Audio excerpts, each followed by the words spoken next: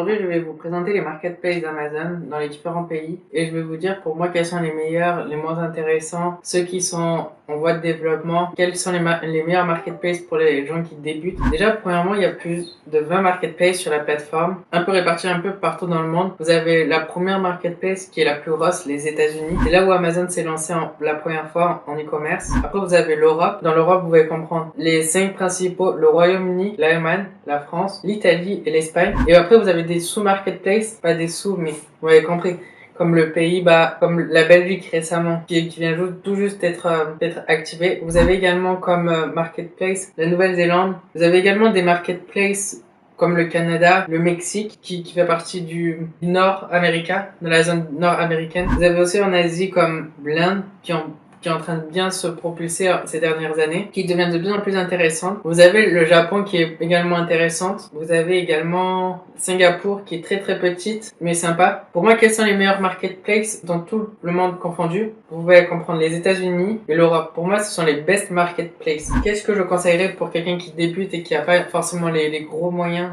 pour commencer Amazon? Je lui conseillerais de commencer par l'Europe, parce que ça nécessite pas un énorme budget et la concurrence est beaucoup plus faible. Et si jamais les choses marchent bien, vu qu'il y a moins de volume, vous pouvez facilement maintenir un stock élevé. Et lorsque vous avez quelques projets et que ça marche bien en Europe, vous pouvez directement aller aux États-Unis. Néanmoins, ne vous limitez pas qu'en Europe, vous pouvez également commencer par les États-Unis, même si ça serait un peu plus compliqué. L'Europe, c'est intéressant parce que vous êtes européen, vous êtes forcément français si vous m'écoutez, et que vous connaissez un peu les codes, comment ça marche. Quels sont les points forts de la marketplace européen? Quand je dis européen, c'est Royaume-Uni, Allemagne, France, etc., etc.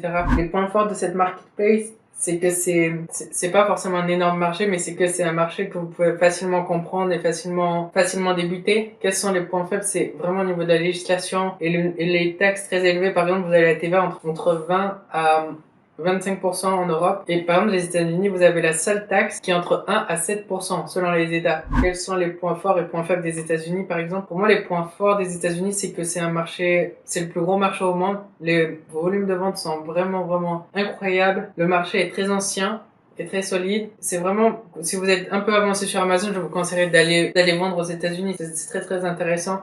Les taxes sont pas élevées.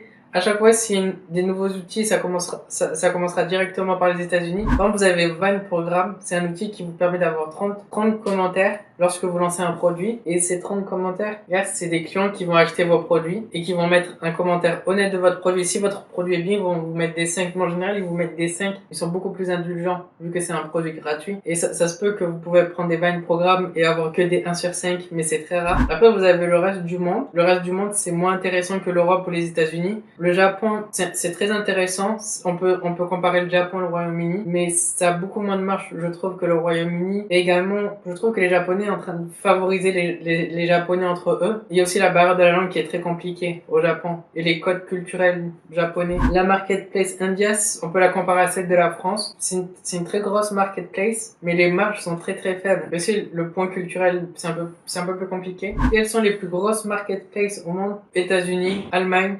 Royaume-Uni, Japon. Après, ça se joue entre l'Inde, France, Italie. Il y a après l'Espagne. Il y a le Canada qui est intéressant.